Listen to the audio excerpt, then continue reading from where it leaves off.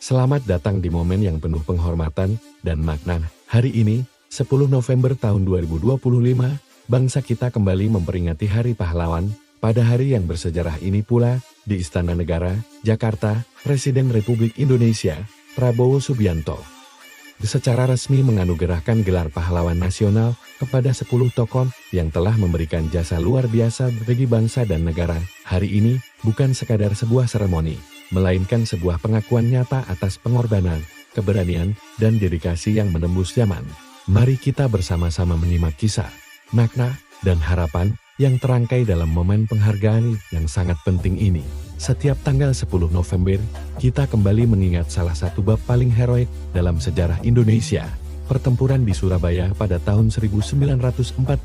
Saat itu, rakyat Indonesia bersatu padu melawan pasukan sekutu, berjuang mati-matian untuk mempertahankan kemerdekaan yang baru saja diraih. Momen ini kemudian diresmikan sebagai Hari Pahlawan melalui keputusan Presiden nomor 316 tahun 1959.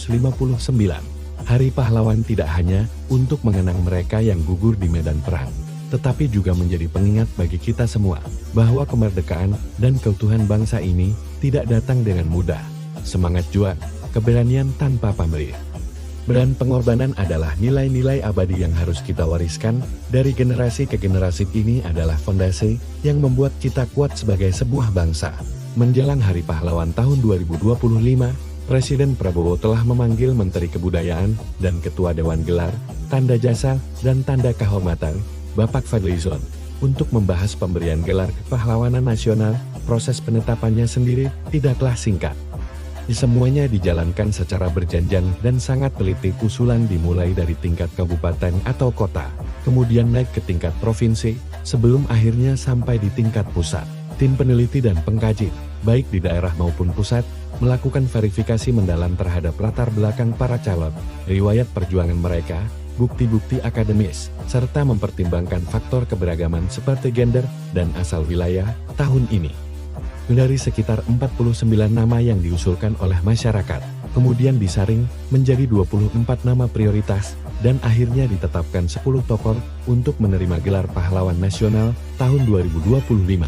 Jadi, keputusan penganugerahan hari ini bukanlah sebuah kebetulan, melainkan hasil dari kajian panjang dan bentuk penghormatan tertinggi dari negara atas jasa para tokoh bangsa.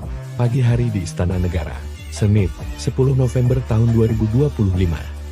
Presiden Prabowo Subianto memimpin upacara anugerah gelar pahlawan nasional. Dengan hikmat dalam acara tersebut, diumumkan 10 tokoh yang mendapatkan penghargaan, meliputi berbagai bidang pengabdian, mulai dari perjuangan politik, pendidikan, sosial, hingga diplomasi internasional.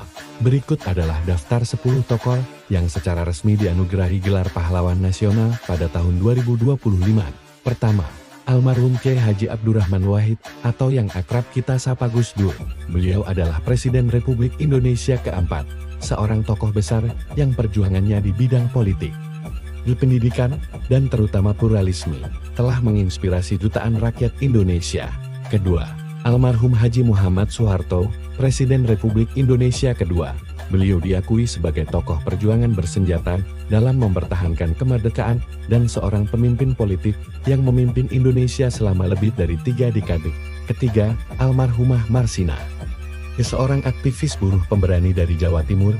Perjuangannya di bidang sosial dan kemanusiaan telah menjadi simbol perlawanan terhadap ketidakadilan dan menginspirasi gerakan buruh di seluruh negeri. Keempat, almarhum Profesor Dr. Mochtar Kusumaatmadja, seorang tokoh intelektual dari Jawa Barat.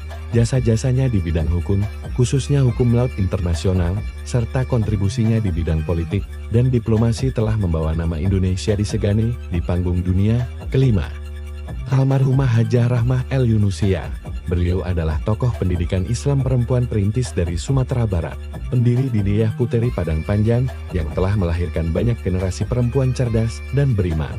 Keenam, almarhum Jenderal TNI Purnawirawan Saru Edi Wibowo, seorang tokoh militer dari Jawa Tengah yang dikenal atas perannya dalam berbagai operasi perjuangan bersenjata untuk menjaga keutuhan dan kedaulatan negara. Ketujuh, almarhum Sultan Muhammad Salahuddin dari Nusa Tenggara Barat. Beliau adalah seorang pemimpin yang visioner dengan kontribusi besar di bidang pendidikan dan diplomasi untuk memajukan daerahnya dan bangsa Indonesia. Kedelapan, almarhum Syaihona Muhammad Khalil dari Bangkalan, Jawa Timur. Seorang ulama besar dan guru dari para ulama Nusantara, yang jasa-jasanya di bidang pendidikan Islam telah membentuk karakter kebangsaan dan keagamaan. Kesembilan, almarhum Tuan Rondaim Saragih, seorang pejuang tangguh dari Sumatera Utara. Perjuangannya dalam memimpin perlawanan bersenjata melawan kolonialisme adalah bukti nyata semangat pantang menyerah dari putra-putri Batak. Dan ke-10, almarhum Zainal Abidin Shah, Sultan Tidore dari Maluku Utara.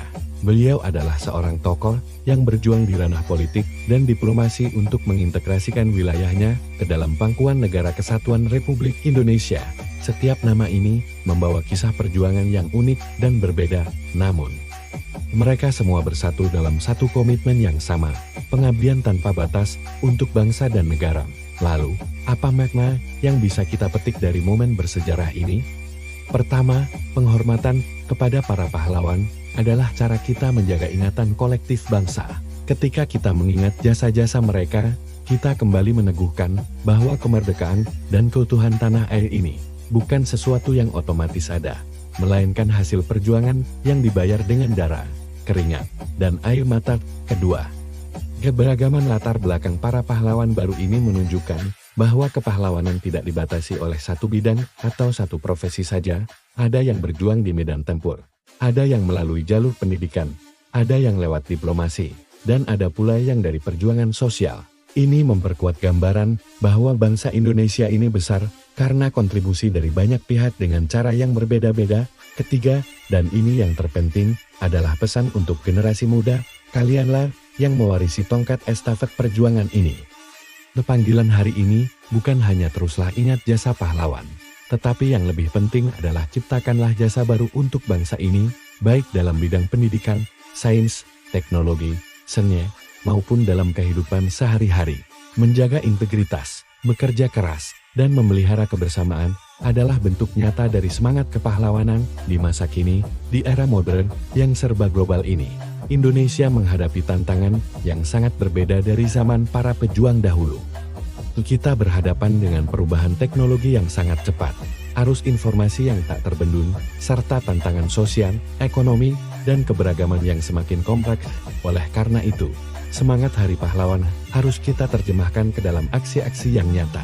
Kita harus terus menguatkan persatuan dalam keberagaman, yang menjadi kekuatan utama kita.